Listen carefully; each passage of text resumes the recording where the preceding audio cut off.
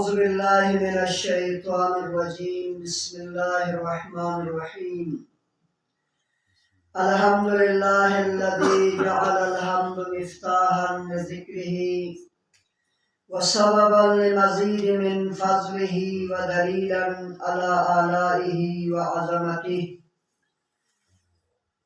رب اشرح لي صدري ويسر لي أمري واحلل عقدة من لساني يفقهوا قولي أما بعد فقد قال الله تبارك وتعالى في محكم كتابه الكريم بسم الله الرحمن الرحيم ومن يطع الله والرسول فأولئك مع الذين أنعم الله عليهم من النبيين والصدیقین والشہداء والصالحین۔ محترم مومنین ذوی الاحترام، سامعین ذی وقار، ہماری گفتگو رحمت الہی کے اوپر ہو رہی ہے۔ پروردگار عالم کی ذات نے قرآن مجید میں جہاں جہاں پر صفت غفور کا استعمال کیا ہے، وہاں پر غفور کے فوراً بعد خدا نے رحیم کا بھی ذکر کیا ہے، غفور الرحیم۔ آپ قرآن ملاحظہ فرما سکتے ہیں، اس غفور کی صفت کے ساتھ ساتھ ہمیشہ خدا نے اپنی رحمت کا ذکر کی ہے، غفور اور رحیم کا ذکر کیا، چونکہ یہ اخلاق الہی میں سے ایک ہے۔ حضرت یوسف علیہ السلام کے بھائی کو جب یہ خبر مل گئی کہ جس کے اوپر ہم نے ظلم کیا، جس یوسف کے اوپر ہم نے ظلم کیا، وہ یوسف تو تخت مصر پر براجماع ہو چکے ہیں، خدا نے اسے تخت و تاج سے نوازا ہے، خدا نے اسے بہت کچھ عطا کی ہے۔ ہم جسے گرانا چاہتے تھے اسے خدا نے اتنا اٹھا دیا کہ اب ہم رعایا بن گئے اور وہ ہمارا مالک بن گیا، وہ ہمارا حاکم بن گیا، وہ ہمارا سلطان بن گیا۔ وہ پچھتا گئے اپنے کیے پر، اور ان کا دل یہ چاہ رہا تھا کہ ہم یوسف کے سامنے جائیں، اپنی ساری گناہوں کی معافی مانگے، جو ظلم جو ستم ہم نے یوسف کے اوپر کی ہے ان سب سے توبہ کریں اور یوسف سے رحم کی اپیل کریں۔ اے یوسف، آپ ہمارے پر رحم کریں، ہمیں معاف کریں۔ یہ سب چلے گئے، جناب یوسف کی خدمت میں پہنچ گئے۔ یوسف علیہ السلام اخلاق الہی سے متخلق تھا۔ یوسف کے اندر ایک پیغمبر ہونے کے ناطے اخلاق الہی موجزن تھے۔ جناب یوسف کی خدمت میں پہنچ کے وہ اپنی گناہوں کا اعتراف کرنا چاہ رہے تھے، بھائیاں اقرار کرنا چاہ رہے تھے۔ تو اس وقت جناب یوسف علیہ السلام نے فرمایا، اے میرے بھائیوں، تم لوگوں نے جو کچھ بھی کیا ہے اس کو پھر دوبارہ تکرار کرنے کی کوئی ضرورت نہیں ہے، میں نے سب کچھ معاف کر دیا تم لوگوں کو، اور خداوند متعال کی ذات بھی تمہارے اوپر رحمت نازل فرمائے گا۔ یہ اخلاق کس کا ہے؟ یہ اخلاق الہی ہے۔ مجھے اور آپ کو بھی اس اخلاق سے متخلق ہونا ہے، اپنے اندر اس اخلاق کو پیدا کرنا ہے۔ کسی نے ہمارے اوپر اگر ظلم کی ہے، کسی سے ہمارے حق میں اگر زیادتی ہوئی ہے، تو پھر ہم اس انتظار میں نہ رہے کہ وہ بندہ آ جائے، معافی مانگے اور اپنے ایک ظلم کا اقرار کر کے شرمندہ ہو جائے۔ کسی بندے کو شرمندہ کرنا اخلاق الہی نہیں ہے۔ تو خداوند متعال کا اخلاق یہ ہے کہ وہ کسی بندے کو شرمندہ نہیں کرتا۔ تو حضرت یوسف تو اخلاق الہی سے متصف تھے، کیسے وہ اپنے بھائیوں کو شرمندہ کر سکتے تھے؟ لہٰذا جناب یوسف نے انہیں تکرار کرنے کی اجازت نہیں، جو کچھ کیا ہے سب موجود ہے، سب ذہن میں ہے طرفین کے، پھر دوبارہ تکرار کر کے تم لوگ شرمندہ نہ ہو جائے۔ فقط اس بات ہے کہ وہ لوگ شرمندہ نہ ہو جائے، انہیں تکرار کرنے نہیں دیا، انہیں معاف کر دیا، بخش دیا، اور خدا سے ان کے لیے رحم کی دعا کر دی۔ خداوند متعال کی ذات جو ہے رحم کر دیتا ہے۔ لہذا ہمیں اس اخلاق سے متخلق ہونا ہے، اس اخلاق کو اپنے آپ میں پیدا کرنا ہے۔ کبھی اس انتظار میں نہ رہے کہ معاشرے میں جس نے میرے ساتھ زیادتی کی ہے، ناانصافی کی ہے، وہ آ کے میرے سامنے گھٹنے ٹیکے۔ یہ کمال نہیں ہے، یہ مردانگی نہیں ہے کسی کو گھٹنے ٹیکنے پر مجبور کرے، کوئی آ کے شرمندگی کا، ندامت کا اظہار کرے۔ یہ کمال نہیں ہے، یہ مروت نہیں ہے۔ مروت کیا ہے؟ اخلاق الہی کیا ہے؟ اخلاق پیغمبری کیا ہے؟ اخلاق پیغمبری یہ ہے دوسرا معافی مانگنے سے پہلے معاف کرے، دوسرا اعتراف جرم کرنے سے پہلے، شرمندہ ہونے سے پہلے آپ اسے بخش دیں اور اس کو شرمندہ ہونے کا موقع نہ دیں۔ دوسرا اخلاق الہی یہ ہے خدا لوگوں کو شرمندہ بھی نہیں کرتا، معاف کرنے کے بعد خدا کسی کے اوپر احسان بھی نہیں جتاتا ہے، منت نہیں لگاتا۔ یہ اخلاق پروردگار نہیں ہے۔ ایک شخص صوبان مدینہ میں رہتا ہے، وہ پیغمبر گرامی اسلام کی خدمت میں ہے۔ آگے اس کے چہرے کا رنگ اڑا ہوا تھا، عاشق سید المرسلین تھا۔ پیغمبر گرامی اسلام کی ذات نے ملاحظہ فرمایا کہ میرے اس عاشق کے چہرے کا رنگ اڑا ہوا ہے، پریشان حال ہے۔ دیکھیں عزیز لوگ، معاشرے میں ایک دوسرے کی چہرہ پڑھنے کی کوشش کریں۔ بہت سارے سفید پوش آپ کے سماج میں، ہمارے معاشرے میں، سوسائٹی میں ہوں گے، بہت ساری باتیں اس کے دل میں موجود ہے جو چہرہ بتا رہا ہوتا ہے۔ اس انتظار میں نہ رہیں کہ وہ زبان سے ادا کرے، چہرے کو پڑھنے کی عادت کریں، وہ سلیقہ، وہ ہنر سیکھے کہ کسی کا چہرہ پڑھ کے اس کی مشکلات کو حل کرے۔ یہ اخلاق الہی ہے، یہ رحم پروردگار کے کرشموں میں سے ایک ہے، یہ رحمت الہی کے آثار میں سے ایک اثر ہے۔ پیغمبر گرامی اسلام نے دیکھا کہ وہ جو صحابہ ہے وہ جو میرا عاشق ہے، وہ میرا جو گرویدہ ہے سید المرسلین کا، اس کے چہرے کے رنگ اڑا ہوا ہے، وہ پریشان حال ہے۔ پیغمبر نے سوال کیا کیا ہوا، کیوں پریشان ہو؟ تو پھر اس نے کہا یا رسول اللہ پریشانی اس بات کی، دیکھیں مجھے اور آپ کو ان چیزوں میں پریشان ہونا ہے۔ ہم دنیا داری میں پریشانی تو مول لے لیتے ہیں، لیکن کبھی عاشقان رسول کی طرح پریشان نہیں ہوتے۔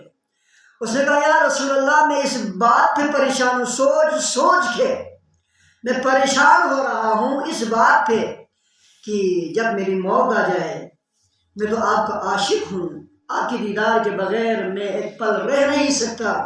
اس قدر میں نے اپنے آپ کو درگاہ مصطفیٰ میں، دربار مصطفی میں اپنے آپ کو وقف کر دیا ہے۔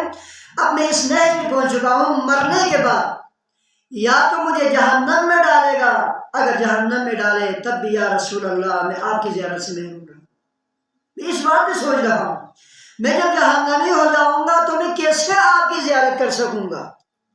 اور اگر خدا نے رحم کر کے رحمت الہی کے نتیجے میں اگر جنت میں پہنچ گیا تو یا رسول اللہ آپ کا مقام کہاں اور میرا مقام کہاں؟ جنت میں کس کونے میں ہوں گے اور آپ کس عالی ترین مرتبے پر فائز ہوں گے؟ کہاں کس باعظمت جگہ پر آپ تشریف فرما ہوں گے؟ وہاں پر بھی مجھے امکان نظر نہیں آتا کہ میں جنت میں بھی، بحث میں بھی آپ کی دیدار کرنے آ سکوں۔ میں اس بات پہ سوچ کے پریشان، کیا ہم نے ان چیزوں کے بارے میں سوچا ہے؟ ہم عاشق مصطفیٰ ہیں تو ہونے کا دعویٰ تو کرتے ہیں، کبھی سوچا یا رسول اللہ زندگی میں آپ کی زیارت سے کیوں محروم ہوں؟ ذرا اپنی چہرے سے وہ نقاب اٹھائے یا میری آنکھوں سے گناہوں کا وہ پردہ چاک کر دیں کہ میں آپ کی دیدار کر سکوں۔ کیا اس نے سوچا ہے؟ ہم نے نہیں سوچا۔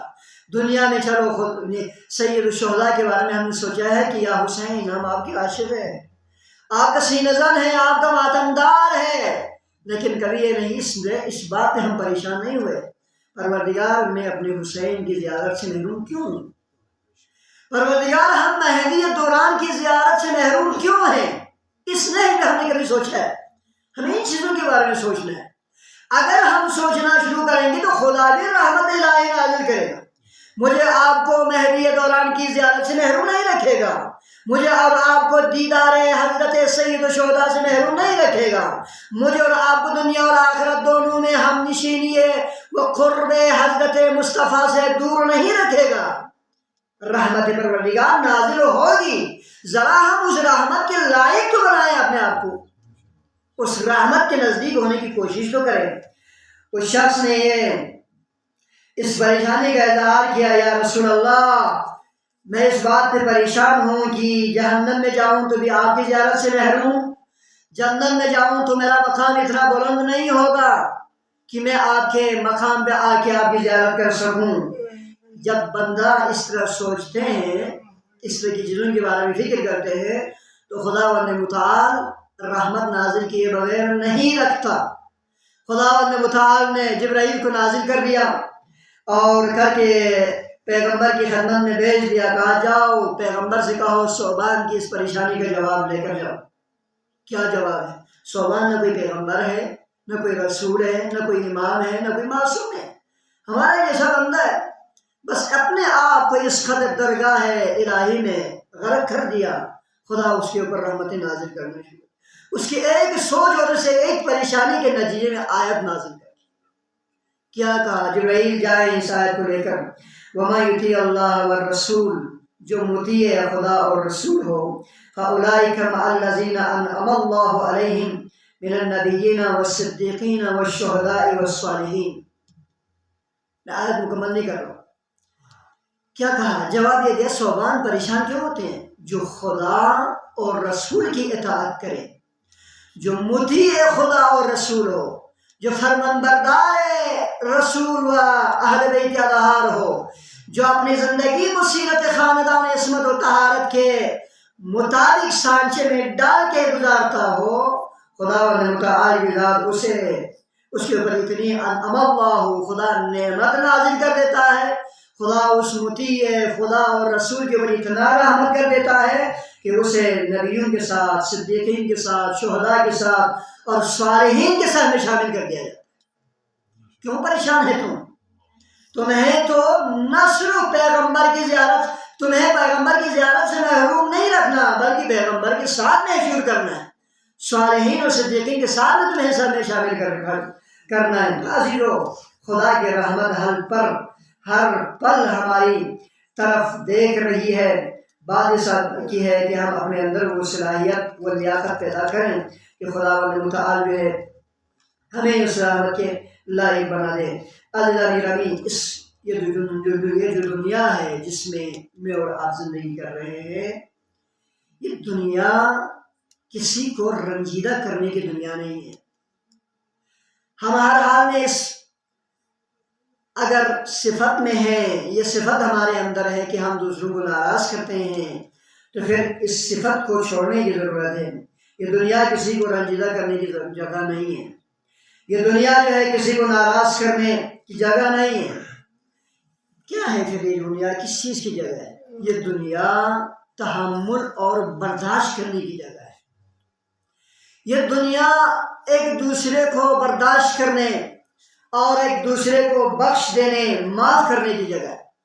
یہ لڑنے جھگڑنے کی جگہ تھوڑی ہے، یہ اپنے آخرت کو سنوارنے کی جگہ ہے۔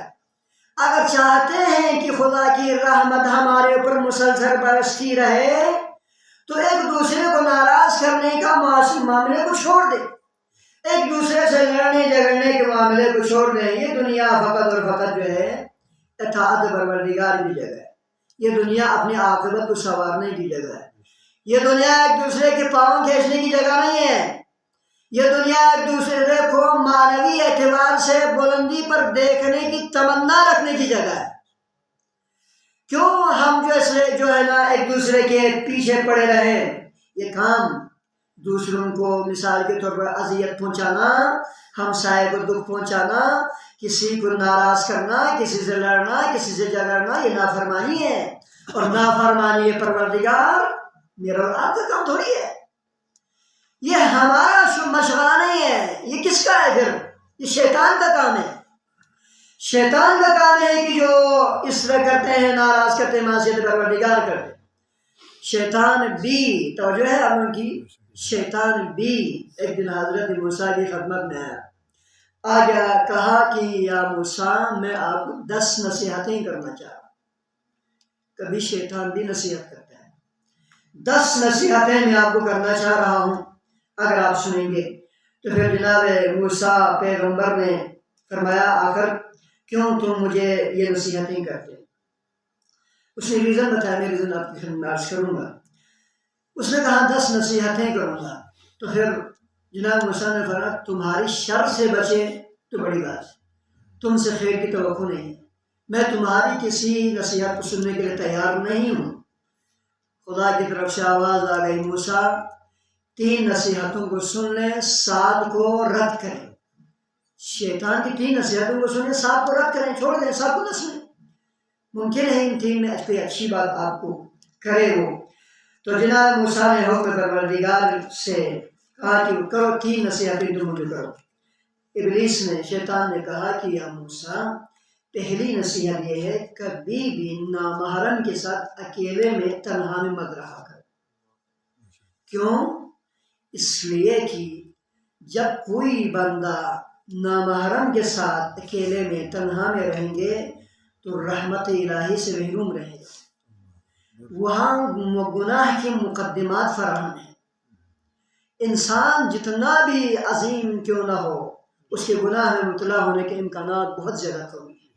ایک بڑی نصیحت یہ میرے اور آپ کے لیے۔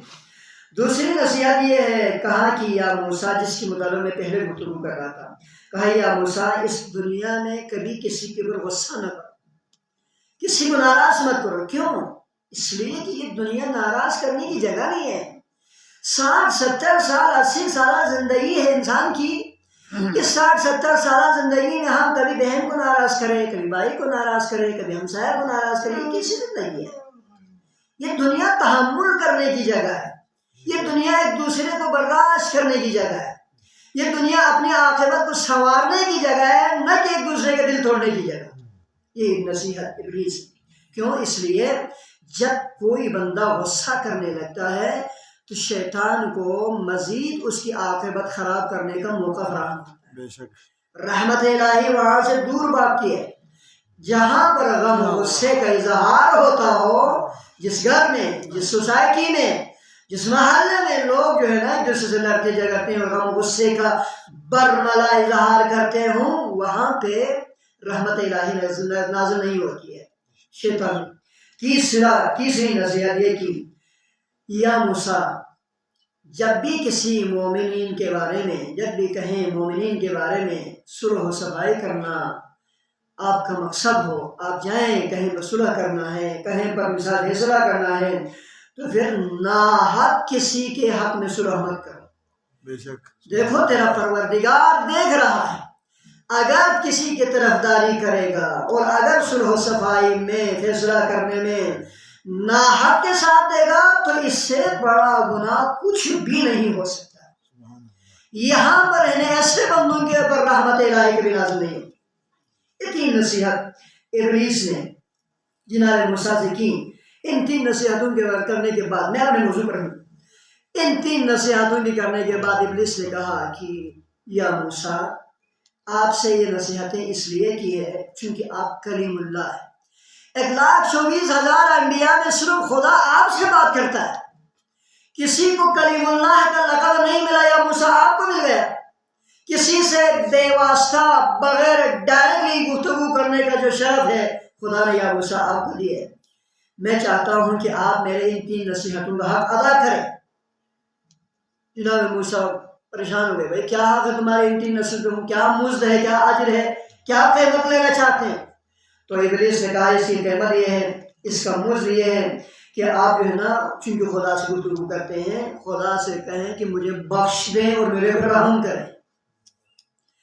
اتنا عرصہ ساری بندگان پروردگار کو غلط کرنے کے بعد ابلیس بھی جو ہے خدا سے رحمت کے متمنی اور امیدوار نظر آتے۔